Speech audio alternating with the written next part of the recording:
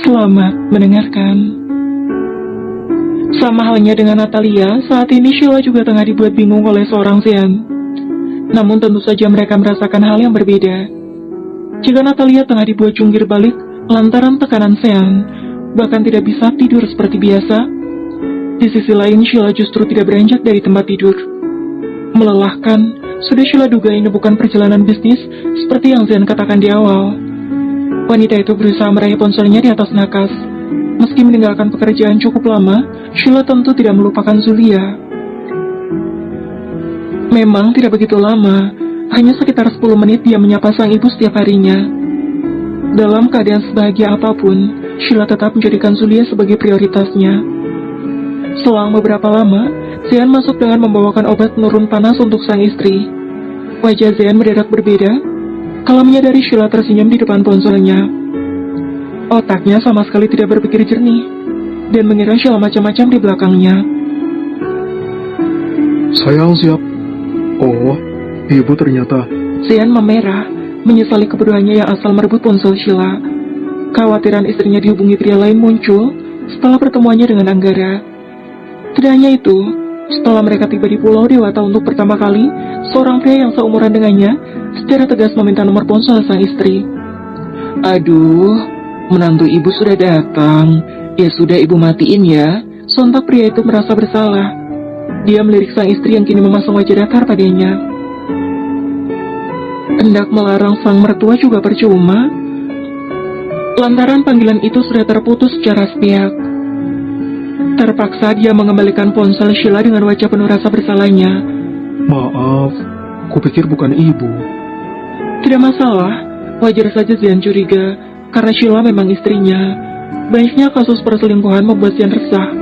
Terlebih lagi dia juga melakukan hal yang sama. Masih panas. Kita ke rumah sakit saja ya. Pria itu memastikan suhu tubuh sang istri nyata masih panas, dan memang demamnya cukup tinggi sejak pagi tadi. Jika ditanya apa sebabnya, jelas saja Zean tidak tahu, karena mereka sama sekali tidak ke pantai ataupun bermain air. Selain itu, pakaian Sheila juga tidak terbuka. Rasanya tidak mungkin masuk angin. Tidak perlu, nanti sembuh sendiri. Sini obatnya. Sudah 2, tapi kamu masih panas, Sheila. Tadinya Zean berpikir istrinya akan lebih baik. Nyatanya tidak, dan justru kian parah. Sheila merasa kedinginan. Sementara yang Zean rasakan, sang istri panas luar biasa. Sejak pagi juga Sheila benar-benar tidur dalam pelukan Zean. Hanya bangun ketika makan. Itu pun beberapa suap saja. Cukup sulit merayu sang istri, hingga kini keduanya sudah berada di salah satu rumah sakit swasta di sana. Celaka besar memang, niat membawa istrinya liburan, tapi Zean justru membuatnya terbaring di rumah sakit. Zean menatap teliti kalau pria parubaya itu memeriksa istrinya. Untung saja sudah seumuran Mikhail. Jantung Zean sedikit aman kali ini. Keputusan Zean untuk membawa Sheila ke rumah sakit nyatanya tidak salah. Sang istri benar-benar butuh penanganan serius. Istri saya kenapa, dok? Anda suaminya. Sudah terduga, pria itu hanya tersenyum simpul sebelum menjelaskan. Pasangan ini bukan yang pertama. Ada banyak pasien datang dengan kasus seperti ini. Hal yang kerap dialami oleh istri-istri setiap bulan madu. Terlebih pengantin baru. Zean mendengarkan penjelasan pria itu dengan wajah penuh penyesalan. Tidak dia duga, jika penyebab utama istrinya demam tinggi adalah dia sendiri. Lalu janinnya bagaimana, dok? Astaga, belum ada. Saya tidak bilang istrimu hamil. Zean terlalu khawatir, sampai dia berpikir sejauh itu. Pria itu memaklumi Zean. Mungkin karena dia masih muda, hingga tidak mengetahui hal semacam ini. Menghabiskan waktu menjaga sang istri di rumah sakit malam ini sama sekali tidak Zean duga sebelumnya. Terlalu bahagia 1 minggu terakhir, hingga dia terlena dan melupakan fakta bahwa seorang wanita bisa saja pingsan akibat terlalu berlebihan dalam hubungan. Zean menatap lekat sang istri yang kini masih tertidur pulas dengan infus yang menetes perlahan di atas sana. Di tengah lamunannya, ponsel Zean berdering dan memecah lamunan. Zean? Entah apa yang ingin Zean tanyakan malam-malam begini. Biasanya juga siang hari Zean akan bertanya ini dan itu. Meski malas, dia tetap menerima panggilan dari Zean. Ada apa? Akhirnya kok angkat juga. Underwear baru di mana tempatnya? Ya Tuhan, Penting sekali pertanyaan Sean sampai menanyakan hal semacam itu padanya. Sean menarik napas dalam-dalam sebelum kemudian menjawab pertanyaan Sean. Tidak ada. Salah sendiri kalau tidak bawa.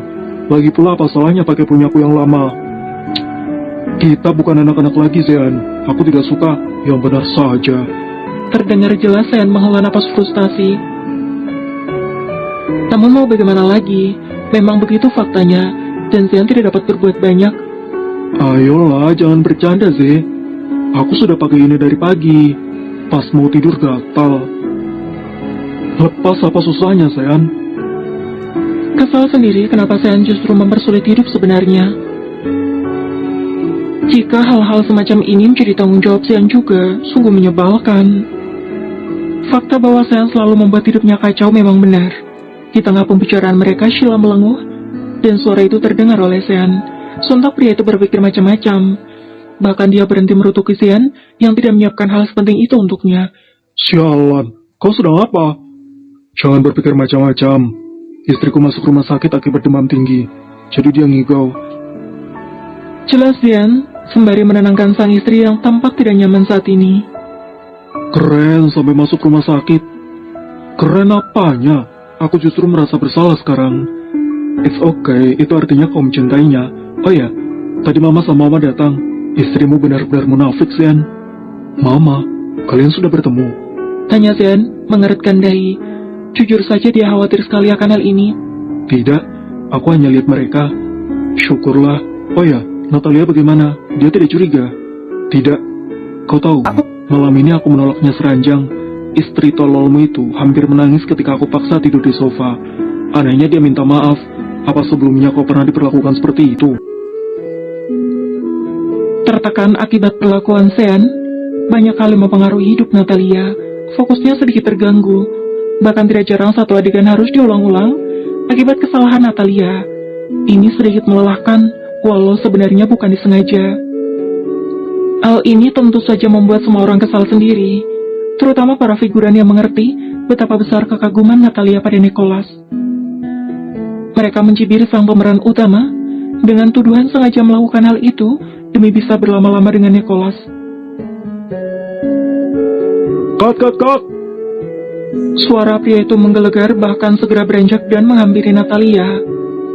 Pertama kali dikecewakan, dan kali ini cukup membuat sang sutradara tertekan.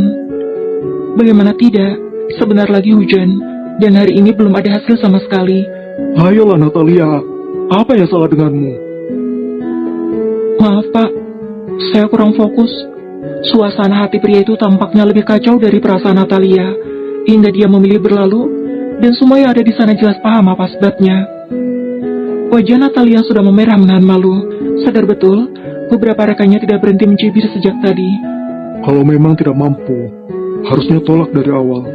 Cih, kupikir profesional. Nicholas anggap bicara sebelum meninggalkannya.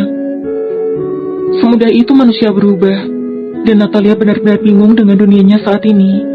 Alisa dan Jani juga mendadak tidak bisa dihubungi sejak kemarin, membuat Natalia semakin yakin apa penyebab suaminya berubah.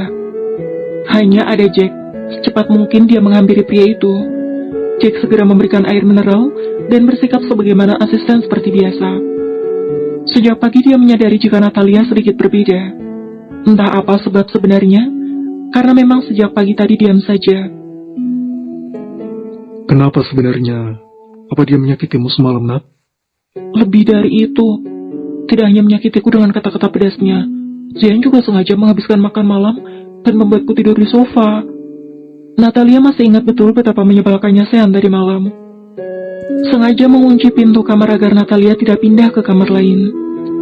Akan tetapi dia meminta wanita itu untuk tidur di sofa kamarnya. Tidak hanya itu, Sean sengaja memutar musik cukup kencang di dalam kamar. Dan itu membuat telinga Natalia sakit. Jika ditegur, pria itu diam saja, seolah Natalia patung tak bernyawa. Sungguh, dia benar-benar tidak habis pikir kenapa Zian jadi sekeji itu padanya. Kenapa bisa dia begitu? Biasanya tidak kan? Entahlah, semenjak pulang dari liburan, Zian benar-benar berubah. Bahkan kasar padaku. Aku hanya khawatir perubahan sikap Zian dikarenakan dia mengetahui sesuatu. Meski dia menolak fakta itu, akan tetapi logikanya masih dapat berpikir dan menyimpulkan Zian yang begitu, tentu ada sebabnya. Selama ini pernikahan mereka atas dasar sandiwara dan perjanjian orang tua. Sementara salah satu hal yang paling utama adalah penolakan sebuah pengkhianatan. Saat ini, Natalia tengah ketar-ketir Zian mengetahui hal itu. Sesuatu? Tentang apa? Tentang kita, Jack. Kau tahu sendiri hal yang paling dilarang dalam pernikahan kami adalah pengkhianatan. Tapi kenapa bisa? Bukankah kita berhasil menyembunyikannya? Kau lihat, aku bahkan sudah seperti ini. Mana mungkin dia sadar, Nat? Jack menatap dirinya di cermin. Rasanya penyamaran paling berhasil di abad ini adalah dia.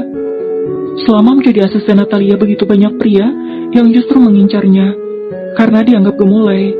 Tidak mungkin Zian yang terkenal tidak peduli dengan kehidupan Natalia akan menyadari hal itu. Bagaimanapun kita menjaga rahasia ini, Zian bisa saja mengetahuinya kalau mulut Alisa dan Jenny tidak bisa dijaga.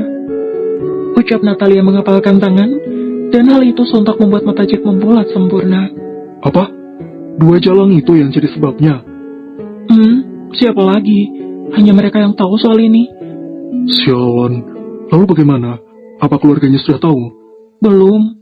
Mertuaku masih baik sekali pada aku semalam. Jawab Natalia yakin jika Zian hanya menyimpan hal itu sendirian. Syukurlah. Ada baiknya kita jaga jarak lebih dulu. Setidaknya, buat dia percaya kita tidak ada hubungan apa-apa, Nak. Natalia mengangguk pelan. Meski sebenarnya akan terasa semakin sulit, tapi setidaknya mengurangi kecurigaan Zian. Entah dia mampu atau tidak, akan tetapi dia harus berusaha mempertahankan pria itu demi menjaga popularitas dan anggapan publik tentang kesempurnaan dalam dirinya. Sore menjelang malam, Natalia baru saja pulang.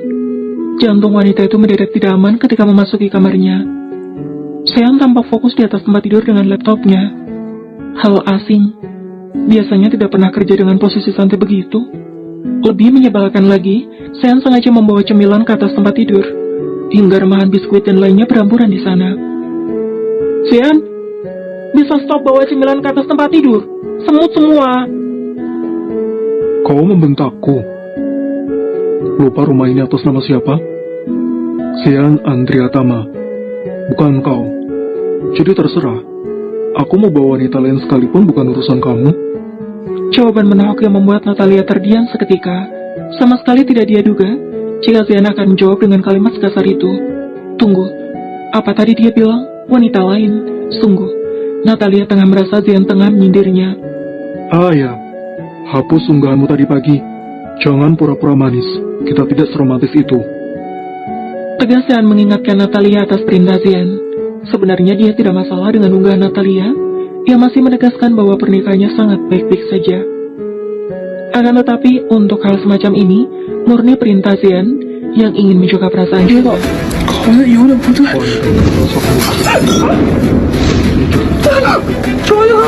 Dia mengungkapkan bahwa keluar dengan mengungkapkan dan laptopnya. Kehadiran dia hanya membuat Zian sakit.